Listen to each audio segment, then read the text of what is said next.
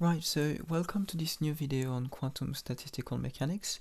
So in this video, what we are going to do is apply what we have seen last time, which is essentially the use of the occupation number representation. So how that works is that you've got a quantum mechanical system with n particles, big N particles, and each particle can be in one of these states, okay? And usually there can be infinitely many.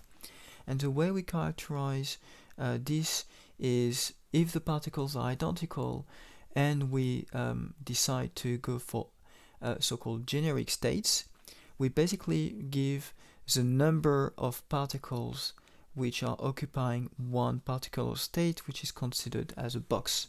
So essentially it's as if you simply need to say, well, I've got that many particles in that box, and that tells you how many are occupying that state, and then you simply have particles in different boxes. So this is what I've called the occupation number representation, and we want to apply it to quantum statistical mechanics.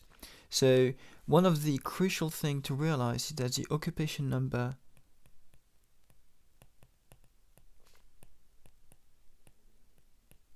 representation, okay, so that's the strength of it, representation, automatically takes or accounts for, say,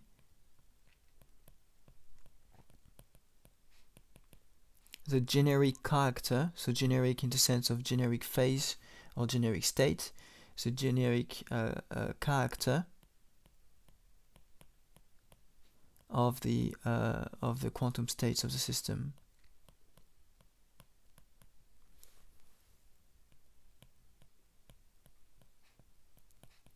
Okay, and this has a crucial importance. Okay, so what that means is that there is no need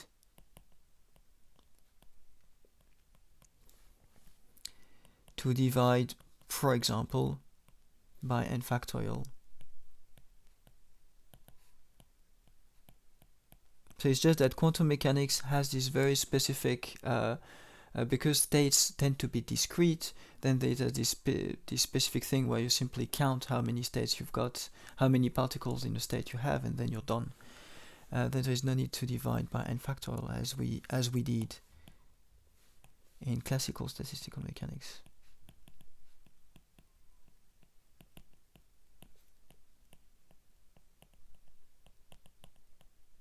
Okay, so that's it. The partition function then reads. So the quantum partition functions reads.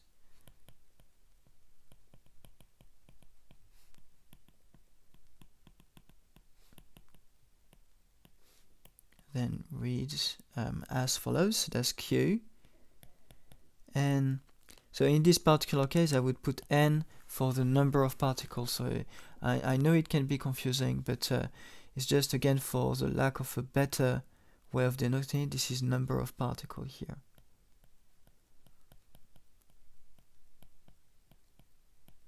Okay, I could put some subscript n and then n DOF for the number of degrees of freedom of the system, but then basically there would be too many subscripts and letters everywhere, and people tend to be confused. So I prefer to change notation from time to time and then specify it then, rather than overloading things with notation. It's not like it's not heavy enough in notation. So then the way it would read would be quite different from usual. So it would be NS1 that goes from 0 to some n max value. Okay, I would say what n max is, and then that would be sum here for, let's say, n state Si that ranges from 0 to n max, and then the same, and then exponential minus beta Hi. Okay, but then I need to do something special. I need to add some extra term here, delta n, and then sum over all possible individual states of NSI. Okay, so I need to specify a few things here. So the first thing is these sums, they are sum, okay, over all possible quantum states, okay, for any, so that's kind of the issue, for any number of particles.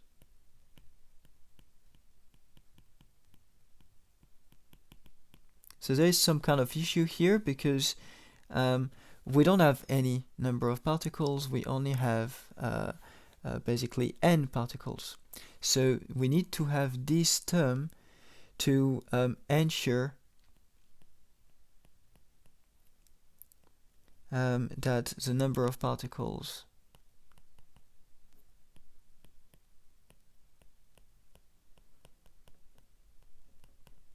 okay is set to n.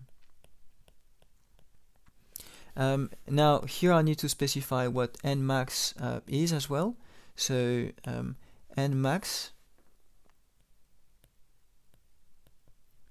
is an a priori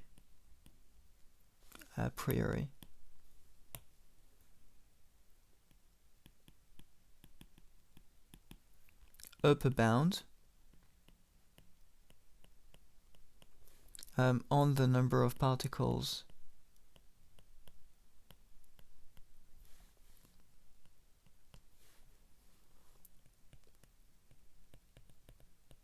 which can be in the same state. Okay, so the reason why I'm doing this is just so that this is as general as possible. You know, if I want to put n max is equal to 2, if you want to limit to 2 particles, you can. If you want to say no, there is no limit, then you put infinity. So n max, putting n max here is basically like the most general thing to do, rather than directly putting infinity or putting 0 or 1 for some states. Here we put n max and that's it. So which can be in the same individual quantum state.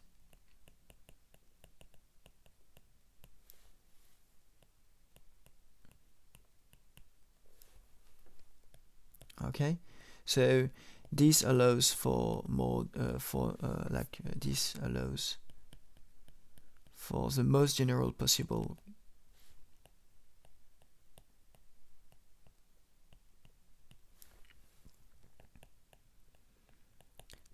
partition function.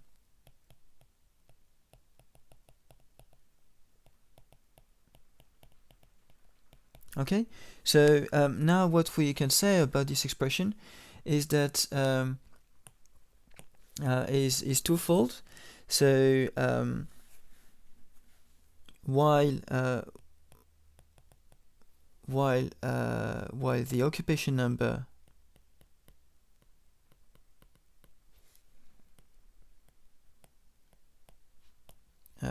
representation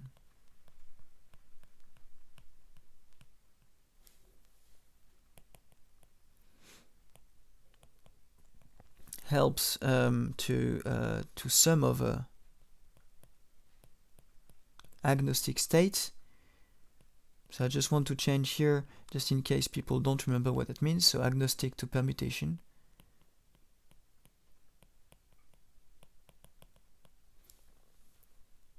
So agnostic to permutation states, okay, which is what I call generic. The delta n sum over n si makes a sum actually very difficult to compute.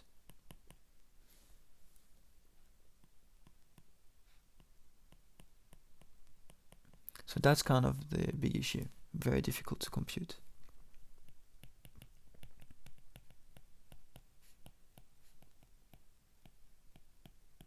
Okay, so what do we do then? Well, in practice, what we do is that we use something called ensemble equivalence, which unfortunately I haven't got time to go into. But in practice, okay, we use the fact that if n is large enough,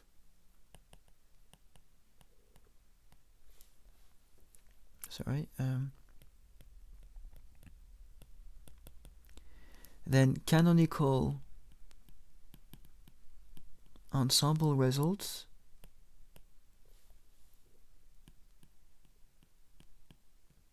are indistinguishable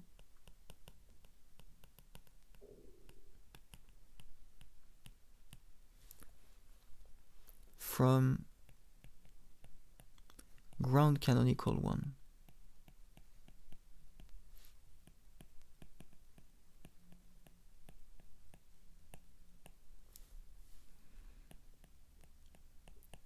Ensemble's results where mu, the chemical potential, so where the chemical potential mu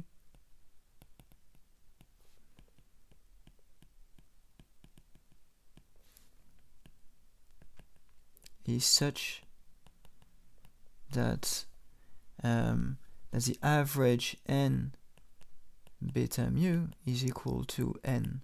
Okay, so that's what we are going to do. So what we remind here is that as a reminder, okay, the ground canonical ensemble can provide probability for having n particles in the box. Okay, so ground canonical ensemble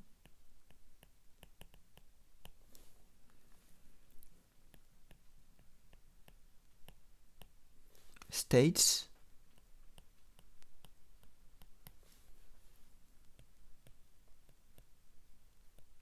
among other things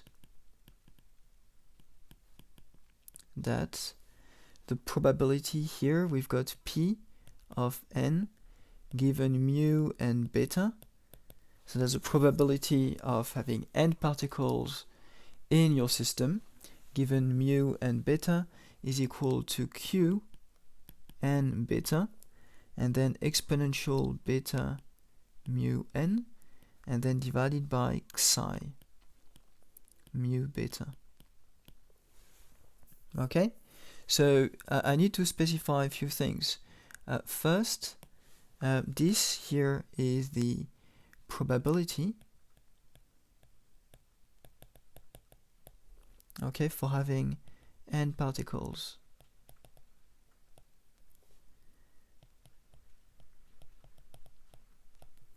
N particles in the system. Okay, then this object here is the partition function, so canonical partition function.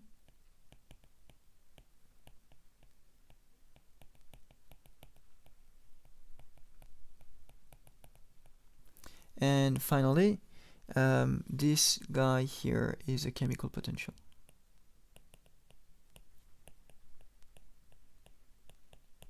Okay, so that's how that would work. Now, from normalization, so here you can normalize through n. That's one of the things, again, said in this thing. So you can also get from normalization.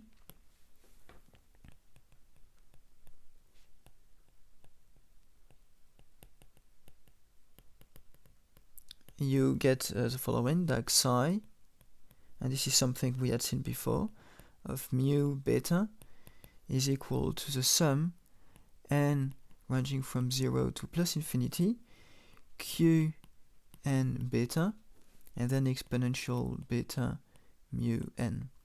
So what we are going to do here is basically calculate this object, which is the ground canonical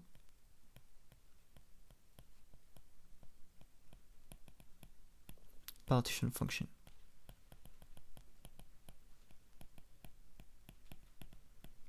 Okay, so the way we do it is that substituting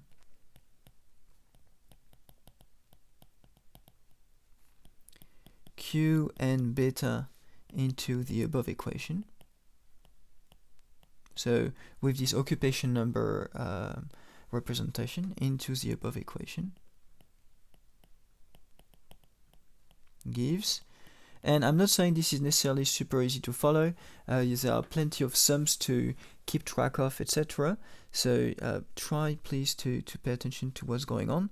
But again, this is not super simple to look at. So n goes from 0 to plus infinity. Then for each individual state, there is S1 I should start with. So there is n S1 equals 0 to n max. Then sum n, that's 1.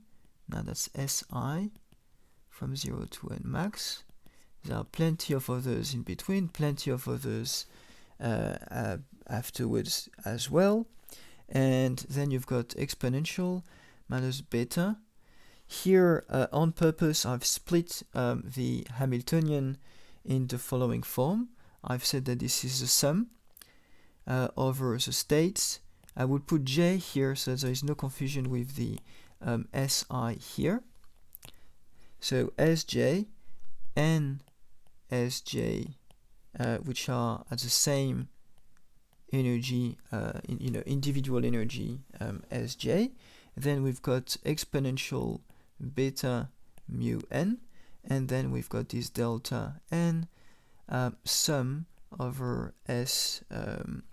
Put j as well here. In principle, I should put some other sum. Let's put j, and then n s j. And that's it. So that's the sum I've got to somehow write down. Now, there are a few things we can say. First of all, n. So the n here can be identified to the sum here, thanks to this delta. Okay, this delta will make sure that you replace essentially this n via this one here. Okay, so this will be put forward in this particular sum, and that's what this sum here will actually do. Okay, so this sum over this delta will make you replace any n here with this particular sum. That's what the delta does. Okay, and so if you understand this, then basically it follows that that's what we get. N S1 equals 0 to n max. Then NSI equals 0 to n max. Plenty of other individual states to take care of, and then exponential minus. I'm trying to find. So then this is beta, and then I've got beta, and then sum over Sj. Then I've got NSj, and then I've got Hsj minus mu. Okay, so that's it. And again, here you need to keep in mind that this sum over n will basically act on this thing here by returning that this has to be equal to that. Okay, right. So once this is done, then we can try to put these things slightly differently. So this, okay, I'm not sure exactly how to do it. So this ns1 equals 0 to n max again. Then nsi equals 0 to n max again. And then I will write this as being the following. So the product over the states Sj, okay, of exponential, because you see that so exponential of minus beta nsj and then hsj minus mu, where here I've used obviously the fact that I'm not sure where to put it,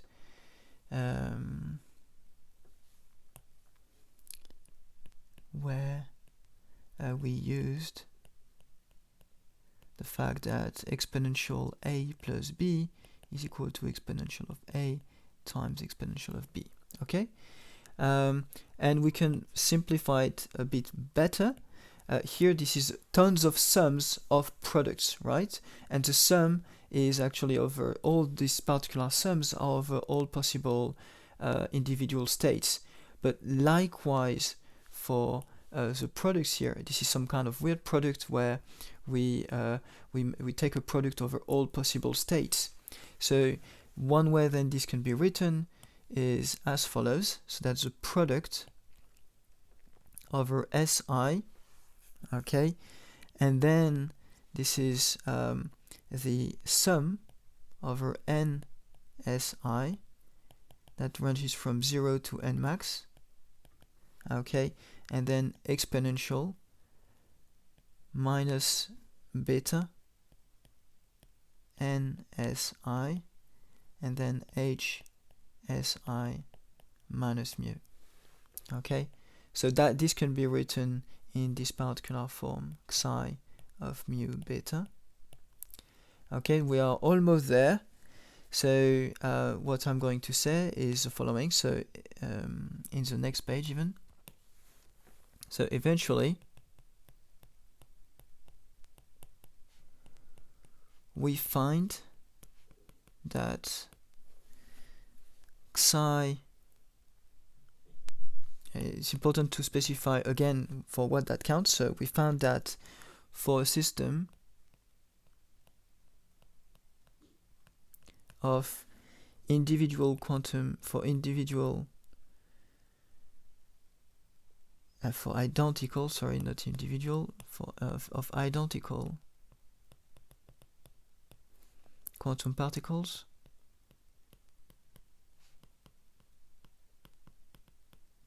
okay, the ground canonical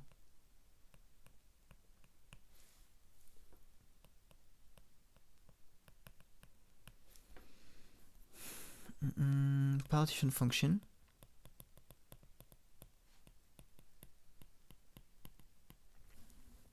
reads, and that's the main result in fact of quantum statistical mechanics for identical particles. So psi of mu beta is equal to the product over all possible individual states, okay, of psi of Si. Now this wiggle here that is kind of difficult to write is a lowercase psi, okay, so that's a lowercase psi and that's an uppercase psi.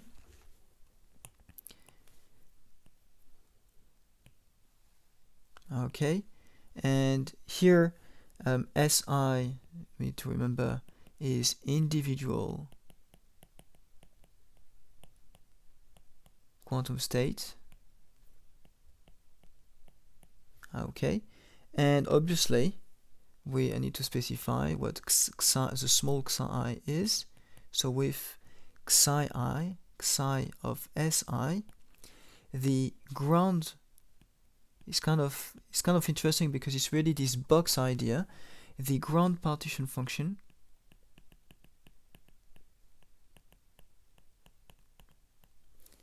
of the single quantum state, okay, as if it was a like an actual real box in which you can have, you know, more than one particle. It's an open system in which you can have a particle number that fluctuates of the single quantum state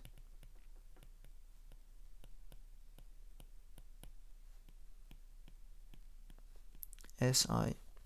So that's here. Usually that's a part that is interesting to write down. So that's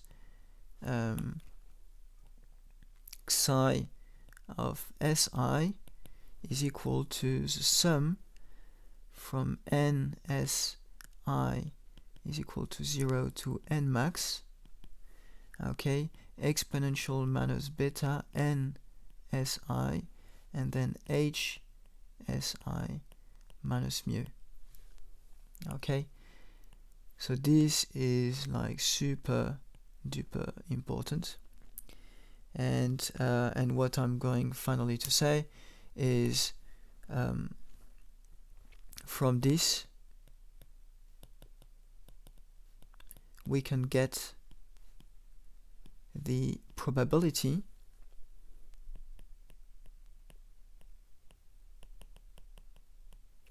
okay, of having NSI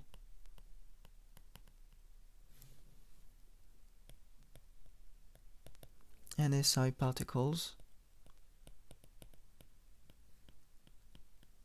occupying the state Si, and which would be basically P of NSI given beta and mu, and that would be equal to exponential minus beta NSI HSI minus mu divided by Xi of Si. Okay, so this is really, we basically live in some kind of very abstract space where the boxes that we are looking at, in which we put free particles, if you will, are individual quantum states, and therefore we can use all the formalism of the grand canonical ensemble readily. Okay, so again, this is difficult to digest, but these are the tools we need to deal with identical particles in the quantum statistical mechanics framework, and this will lead us to fermions and bosons in the next sets of videos. Right, so that's it for this video, and then see you next time.